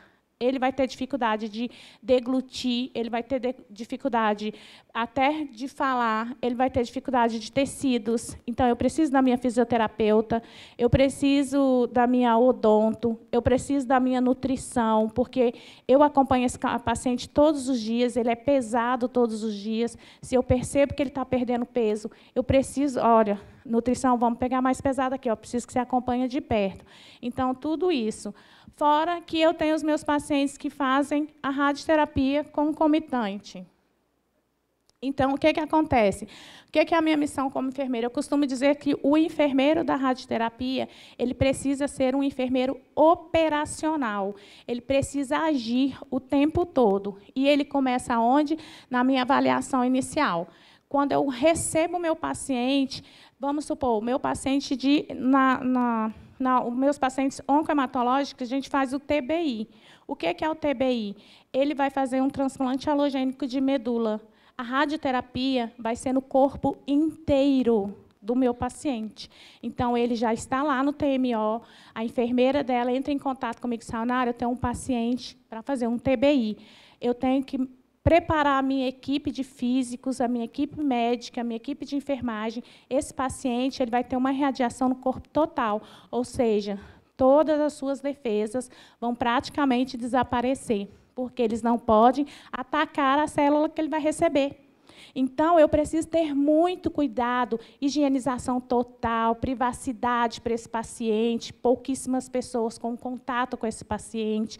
Eu preciso receber ele recebe 2 doses únicas, entendeu? Tudo isso vai ser calculado por quem? Pela minha equipe médica, pela minha equipe de físicos. Então, eles vão falar, Sayonara, eu preciso desses e desses tratamentos. Então, tudo isso é muito importante. A gente irradia o paciente antes do transplante. Depois eu subo e entrego para o doutor Fernando de volta. Fala, agora brilha, doutor. Nós deixamos prontinho. Então, tudo isso é feito nesse planejamento. Eu preciso fazer na avaliação inicial. E depois eu preciso trabalhar com a educação desse paciente, porque isso é fundamental. Eu preciso conversar com esse paciente, educar esse paciente, para que ele possa entender os objetivos da radioterapia. Vou falar para um paciente que eu vou destruir as células de defesa dele, assim, Não, Sayonara, então você não vai fazer. Vamos, porque é para o seu bem. Então, eu preciso estar trabalhando isso com ele. Eu preciso do meu apoio da minha psicóloga, preciso do meu apoio. Preciso do apoio do meu médico, radioterapeuta, preciso do apoio. Então, eu preciso trabalhar com o familiar desse paciente? Preciso de um apoio. Ele vai ficar um tempo sozinho lá no quarto, ele não pode receber ninguém. O familiar, às vezes, fica lá na janela, lá do lado de fora, vendo ele. Então, tudo isso é feito. E o suporte emocional é fundamental para os pacientes de radioterapia, porque eles ficam muito abalados, eles chegam confusos, indecisos, muitos não querem aceitar, é bem complicado. E a radioterapia hoje ela é bem diferente. Nós temos tecnologias de ponta, as melhores máquinas, eu costumo falar para a doutora Cintia, nós temos as melhores máquinas e as melhores formas de tratamento. Olha, eu também tenho fotinha feia, mas, assim, nós precisamos gerenciar os efeitos colaterais. Por mais que nós temos tecnologias de ponta, alguns tumores e alguns tratamentos, eles vão ter efeitos colaterais. E, para isso que eu conto. Como eu sei que aquele tratamento em específico pode me dar isso pela dosagem que eu já recebi, eu já vou providenciar. Então, eu já vou orientar o meu paciente. Por favor, redobre a sua hidratação. Gente, o que nós orientamos os nossos pacientes leigos? Olha, lembra aquele dia que você foi ao clube, que você passou o dia inteirinho tomando sol, quando você chegou em casa, você só queria dormir? É exatamente assim que você vai se sentir.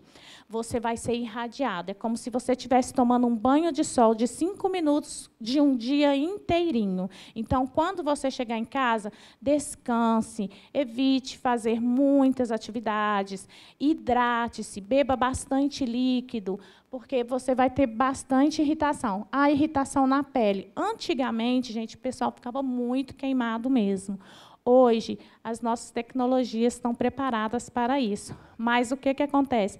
Eu tenho 2 experiências em minha vida. De dia, eu trabalho no DF-Star com tecnologias de ponta, de primeira qualidade, onde meus pacientes entram rindo e saem gargalhando. À noite, eu trabalho no Hospital Universitário de Brasília, um serviço público, onde, infelizmente, nós temos máquinas ainda um pouco obsoletas e o tratamento dos nossos pacientes não são com tanta qualidade assim. Mas, graças a Deus, eu estou nas 2 visões. Então, eu pego a minha orientação para os mesmos pacientes e oriento para que eles tenham os mesmos cuidados e até mais dobrados. Acontece muita radiodermite? Acontece, mas nós temos hoje também cremes hidratantes específicos para a radioterapia. Nós temos as salivas, né, que são salivas artificiais para a gente poder orientar esses pacientes. O que eles têm? Alteração da mucosa, que é a mucosite, a xerostomia muito em câncer de cabeça e pescoço, irritação urinária em câncer de próstata, pacientes idosos que têm câncer de próstata. Gente, um senhorzinho, muito difícil você fazer ele aceitar esse tratamento de próstata. Eles têm aumento urinário noturno, que é muito complicado. Então, às vezes, eles querem simplesmente parar. E aumento da frequência, náuseas, vômitos, né, e, às vezes, cefaleia em radiocirurgias de cérebro. As estratégias de manejo, a gente recomenda em radioterapia absoluto repouso, não que ele não possa fazer as suas atividades físicas. Vamos supor, paciente sem câncer de mama. Ellen, a Ellen, tipo, eu grito, se eu vi mama, já grito a Ellen. Ellen, vamos ajudar essa paciente a se movimentar, porque ela precisa fazer o movimento do braço, ela precisa voltar com seus movimentos. Então, eu preciso da minha fisioterapia, mas, ao mesmo tempo, eu não posso mandar minha paciente para a academia, para ela fazer essa atividade. Por quê? Porque eu preciso também que ela se repouse, ela não pode gastar muita energia, porque ela vai ter fadiga, né? Então, existe um programa de atividades que ela pode fazer. Orientar sobre os cuidados com a pele, né? Porque o que acontece? Ela vai ter essa irritação da pele pela queimadura da rádio, que não é aquela queimadura que a gente via antigamente, mas a pele vai estar irradiada. Então, nós vamos orientar para que ela passe cremes específicos. Isso vocês também têm que ver com médicos radioterapeutas. Alguns médicos já indicam cremes barreiras e outros médicos já indicam algumas pomadas específicas. Discutir o uso de medicamentos antieméticos, mudança na dieta, por isso eu conto também com a minha nutrição, e com refeições menores, porém, menores pausadas em mais frequência. Recomendar a ingestão de alimentos macios, a importância de manter a higiene bucal. É muito importante manter a higiene bucal, tá bom? E manter-se sempre hidratado e evitar exposição. Ai, gente, estou um pouco... como é que fala? Resfriada. O que acontece? Por que eu preciso solicitar para o meu paciente evitar a exposição do sol? Alguém já deve conseguir ter uma ideia? Porque ele já está irradiado, né, gente? Então, os raios solares vão aumentar aquela pressão na pele do paciente. Então, ele não pode ter exposição. E outra coisa, o paciente, quando ele faz radioterapia, ele não fica irradiado, tá, gente? É só enquanto ele está lá na máquina. Quando ele sai dali da máquina, ele não está irradiado. Acabou. Vocês podem ir lá, abraçar, beijar, pegar na mão, tratar. Então, não pode confundir, tá? Com os radiofármacos, que são diferentes. Mas ele tem a pele sensível, a defesa da pele está sensível. Então, se ele já sofreu uma radiação de tratamento, quando ele sai, ele vai para o sol não queima a pele da gente? Vocês não vão lá fazer as marquinhas? Então, quando vocês saem, vocês estão fazendo o quê? Vocês estão queimadas de sol. Então, o sol vai potencializar isso. É igual o meu paciente em quimioterapia. Se o meu paciente está fazendo a radioterapia, eu posso ficar aqui a tarde toda falando de radioterapia para vocês. A radioterapia ela existe também em vários fatores. Ela é adjuvante, neoadjuvante, concomitante. Então, ela pode ser feita junto com a quimioterapia. Mas, se um paciente está fazendo quimioterapia, antes dele iniciar, eu vou ter que falar com o oncologista. Doutor, o meu paciente está pronto, o plano dele está aprovado de tratamento. Eu posso começar? Porque o oncologista, o hemato-oncologista, ele é o maestro do tratamento oncológico do paciente. Porque a radioterapia ela é um tratamento. Então, é ele que vai ter que terminar. Porque ela potencializa o efeito da quimioterapia. Então, assim, e outra coisa, ela ainda fica fazendo efeito no organismo por mais 2 semanas após o final do tratamento de radioterapia. Então, ela é bem fabulosa mesmo. Estratégias para otimizar o cuidado é o meu trabalho em equipe, porque eu preciso muito otimizar essa equipe e trabalhar com a minha equipe multidisciplinar. O paciente em tratamento de radioterapia, ele nunca pode caminhar sozinho, só com a rádio, tá bom? Ele precisa muito desse trabalho integrado. O enfermeiro, ele precisa muito manter essa documentação atualizada. Por quê? Eu preciso desse registro. Eu preciso do registro nutricional do paciente, eu preciso do registro odontológico, eu preciso do registro da quimioterapia, eu preciso do registro do transplante, eu preciso do registro do médico radioterapeuta, eu preciso do registro do físico, eu preciso saber se ele está ciclando, qual o ciclo de quimioterapia, para eu poder entrar exatamente no meio, para eu irradiar o meu paciente, contar 1 semana antes, 1 semana depois. Então, eu preciso desses registros, manter o meu plano de cuidado bem assíduo e fazer a educação continuada, porque o que acontece? A radioterapia ela muda sempre, gente. Todo dia ela tem novidades, ela traz muitas coisas novas, porque assim a gente vive uma batalha todos os dias. Quando a gente pensa que a gente vai vencer, nasce um tumor novo em algum outro lugar do qual a gente não tem conhecimento. Mas o que a gente costuma dizer, eu e o meu médico, pode deixar que a gente vai dar um tiro nesse tumor, vamos matar ele. Mas isso a gente tem que se atualizar. É assim que a gente mata na radioterapia.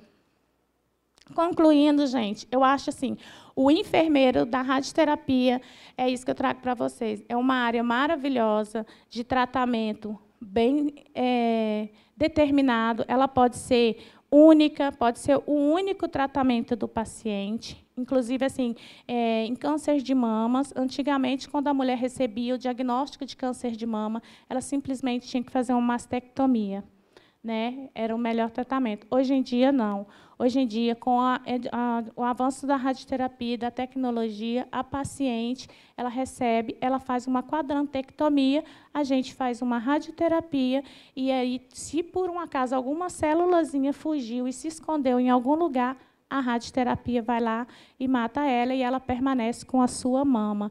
Então, assim, o nosso papel é esse, é a gente dar esse suporte, a gente manter uma equipe integrada ao redor do paciente, a gente desmistificar a ideia da radioterapia, que a radioterapia é isso, e otimizar o cuidado, gerenciar os efeitos colaterais, que os maiores deles são a fadiga mesmo, cansaço, as radiodermite, as ortorradiodermite, então, e trabalhar o impacto positivamente na vida do paciente, saber que ali ele está recebendo um dos melhores tratamentos possíveis. Tá bom? Obrigada a todos vocês.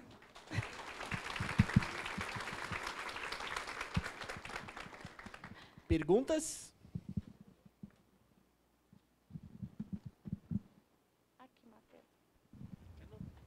Já foi, já. Oi, boa tarde. Boa tarde. Eu queria saber em quais casos a radioterapia não funciona, ou ela sempre funciona 100%. Olha, em 5 anos de radioterapia, a gente vai lá e atua 100% da radioterapia. Porque o que acontece? A radioterapia ela tem momentos. Então, assim, eu não posso falar, Sionara, por que existe a navegação na radioterapia?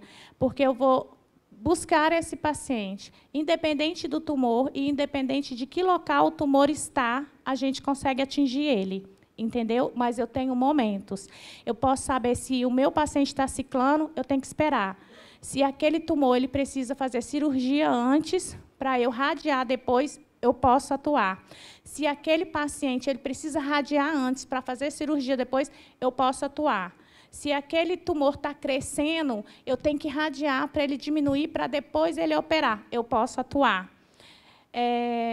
Se ele está fazendo uma quimioterapia, que é super agressiva, eu espero ele ciclar, espero passar o tempo, depois eu posso atuar. Então, assim, na minha experiência, pode ser que a gente vai lá e atua. Então, ainda desconheço. Pode ser, não sei se o Matheus tem alguma área que não seja radiada. Tem tumores que são radiosensíveis e tem tumores que não são radiosensíveis, tá? Mas a radioterapia, ela tem a finalidade de uso da radioterapia, ela não se limita somente ao tumor, porque a gente tem, por exemplo, a radioterapia paliativa, onde a gente pode ter alguns tipos de pacientes com alguns tipos de tumores que podem apresentar um tipo de emergência oncológica, por exemplo, chamada síndrome de compressão medular. É quando a gente tem, por vezes, uma metástase que pode atingir um espaço na coluna que causa assim, um sofrimento para o paciente, que pode causar um sofrimento para o paciente. E a radioterapia ela tem essa utilização, ela pode ser utilizada como paliativa para estar melhorando esse quadro. Então, por mais que você não esteja necessariamente tratando o tumor, você está tratando uma consequência do tumor. Tá? Então, você tem a radioterapia que ela pode ser curativa, com fins de curar mesmo, né? Você tem, através de alguns tumores que são radiosensíveis, você consegue fazer isso. Você tem a radioterapia paliativa, você tem a radioterapia que pode ser utilizada com fins ablativos, você pode estar utilizando. Então quando tem sangramento, para conter sangramento. Então, tem diversas finalidades. Para fazer cura de tumor, tem uns que são radiosensíveis e uns que não são. Mas, assim, dentro do escopo de utilização de radioterapia, tem um mundo a ser explorado. Obrigada, Matheus. O mundo da radioterapia. Isso que eu falei, eu posso ficar aqui a tarde toda e eu ainda desconheço muito da radioterapia. Ali temos uma pergunta. Boa tarde. Eu gostaria de saber, na minha família teve uma experiência de uma parente que estava com CA de mama, fez a retirada, né? Não sei falar o nome, mas fez a retirada. E aí, em seguida, fez o implante de prótese, né? E foi para radioterapia. Só que essa prótese ficou bem endurecida assim, ela perdeu o formato. O que pode ter acontecido? Deveria ter colocado essa prótese? Não deveria? Uma vez que não tinha certeza que tinha retirado o câncer todo, né? Então, assim, ficou bem esquisita a mama dela, perdeu a forma da prótese e ficou bem dura, bem rígida e pequenininha. O que acontece? Quando a paciente faz uma mastectomia, que é a retirada, geralmente o cirurgião coloca, porque ele coloca um expansor, porque futuramente a paciente pode fazer. Quando ela é encaminhada para a radioterapia, geralmente já é um estudo concomitante do médico, do oncologista, do cirurgião e do radioterapeuta para ver o expansor dela. Porque com a radioterapia, o expansor ele tem a tendência a ele enrijecer. Tá? Alguns expansores eles enrijecem mesmo e dá essa deformação, porque não é a deformação da mama, é a deformação do expansor. E é recomendado, após o tratamento da radioterapia, se tiver ficado muito diferente, fazer a retirada desse expansor e colocar a prótese mamária mesmo. É uma coisa que realmente acontece na radioterapia de mama, tá? E, assim, depende também da máquina que ela tratou, porque com as tecnologias hoje, a área irradiada da mama, ou a gente irradia a mama toda, ou a gente vai irradiar só a área de linfonodos, tá? Então, depende da área que ela foi irradiada. Mas que há um enrijecimento hoje dos expansores, geralmente não é a prótese mamária em si, mas é o expansor que o médico coloca. Quer complementar? Só complementando um pouquinho sobre o que foi falado aqui agora, a fisioterapia acaba ajudando muito essas pacientes de câncer de mama quando acontecem essas complicações com a radioterapia. Então, por isso que é interessante o paciente já começar a pré-habilitação, não deixar chegar na reabilitação. Mas, quando chegar nessa parte, a fisioterapia ela ajuda muito em relação à mobilidade, porque acaba tendo fibrose, aderência ali naquela mama. Então, com terapia manual, com o uso da fotobiomodulação, com o uso do taping, com os exercícios, a gente acaba ajudando muito as pacientes, tanto na parte da funcionalidade, que fica prejudicada, quanto na parte estética mesmo da mama. Obrigada, Carol. Isso mesmo. Por isso a gente conta sempre com a equipe multi. A fisioterapia é muito presente na radioterapia. Mais alguma pergunta? Eu sei que é novidade, gente. A radioterapia é sempre uma novidade, né, Matheus? Mas ela é uma área muito linda. Ela não é uma área nova. A radioterapia já vem há muitos anos tratando, só que ela é pouco divulgada, porque ela é um tratamento oncológico, assim como tem a quimioterapia, né? Tem os transplantes, tem a radioterapia, só que é pouco falada da radioterapia. Tá bom? Eu agradeço a presença de vocês e agradeço também a todos. Só antes da gente finalizar, a gente está num congresso multi, né? Então, só para trazer para vocês uma experiência que eu tive, até no Instagram mesmo, né? Que algumas pessoas compartilham alguns casos comigo, e esse me marcou bastante. A própria paciente veio falar comigo, vou resumir, tá? Ela tinha em torno de 30 anos e ela precisou fazer uma radioterapia pélvica. Tá? Ela precisou tratar a região pélvica por conta de uma doença em região acho que era de ovário, se eu não me engano, de útero, enfim. Mas nessa região. E ela precisou fazer uma radioterapia pélvica e ela veio conversar comigo. Ela falou, Matheus, eu fiz todo o tratamento, fiz rádio, fiz químio concomitante e hoje, assim, eu estou super bem, graças a Deus a doença passou e tudo mais. Só que eu estou com um problema que eu não consigo resolver. Aí entra várias questões aqui frente ao que eu vou falar, o que ela me disse, tá? Ela falou assim, Matheus, eu não consigo ter relação sexual. Porque a radioterapia pélvica, ela fez uma deformação nos grandes lábios que colabou. E ela não consegue ter relação. Aí, cara, eu fiquei assim, primeiro que eu fiquei sem reação igual vocês estão, né? Porque o que eu vou falar, né? Uma coisa assim, cara, eu não sei o que eu vou falar. Não é, imagina. A questão não é essa, a questão é, de novo, enfatizar como que é a importância do trabalho multi assim, tem um impacto na vida do paciente que, por vezes, passam por questões que a gente tem até vergonha de perguntar, porque é difícil a gente perguntar sobre relação sexual ao paciente. Tem diversos tabus que a gente precisa enfrentar ainda, mas a gente precisa lembrar que faz parte de necessidade fisiológica básica das pessoas. Tá? Se a gente pegar lá aquela pirâmide de Maslow, né? Tá lá, as relações sexuais estão na base. Então, assim, faz parte do nosso dia a dia também, a gente está lidando com pessoas, né? Então a gente precisa saber sobre isso. E ela falou, eu não consigo. Eu simplesmente não consigo. Eu estou curada da doença, mas a minha vida, eu sou jovem, quero ter filho, quero fazer tudo, foi embora. Aí, assim, isso me deixou pensando de diversas coisas. Primeiro, a importância da fisioterapia de novo. Né? A fisioterapia tem toda uma questão de fisioterapia pélvica com esses pacientes, onde tem todo um trabalho que precisa ser feito, de novo, desde o início do tratamento, e são diversas questões. A importância da equipe multi para perguntar essas questões, porque por vezes nem o paciente lembra de perguntar alguma coisa e vai deixando passar, porque assim, são prioridades, né? Às vezes o paciente está pensando diretamente na cura dele, né? Ele está ali, está com a doença, então eu quero me curar a qualquer custo. Mas nem eles às vezes sabem qual é o tamanho desse custo. Né? Então cabe a nós, enquanto profissionais, a gente questionar, a gente levantar as hipóteses, porque a radioterapia e a quimioterapia foram extremamente eficazes. Mas faltou um trabalho da equipe multi para fazer com que esse paciente, além da cura, tivesse um outro tema que vale sempre a gente discutir, que é a qualidade de vida. Né? Ele está curado, mas e a qualidade de vida do paciente aí?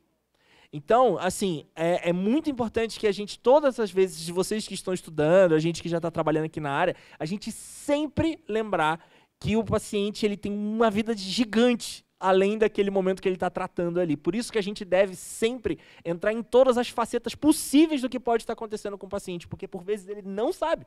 Ele não sabe do que pode acontecer ou deixar de acontecer. E cabe a nós, enquanto profissionais e conhecedores da área, explorar as possibilidades e possibilidade também de tratamento e de manejo e de prevenção, quanto com a fisioterapia, com o trabalho da enfermagem de estar questionando e examinando o local, enfim, e diversas outras questões, tá? Isso ficou muito na minha cabeça, toda vez que eu vejo radioterapia eu lembro disso, porque eu realmente fiquei sem resposta, eu não tinha muito o que fazer, porque já estava atrofiado, então assim, sinceramente, eu não sei mesmo, é falta de conhecimento, eu não sei o que se faz nesse momento. Então eu orientei que ela buscasse, né?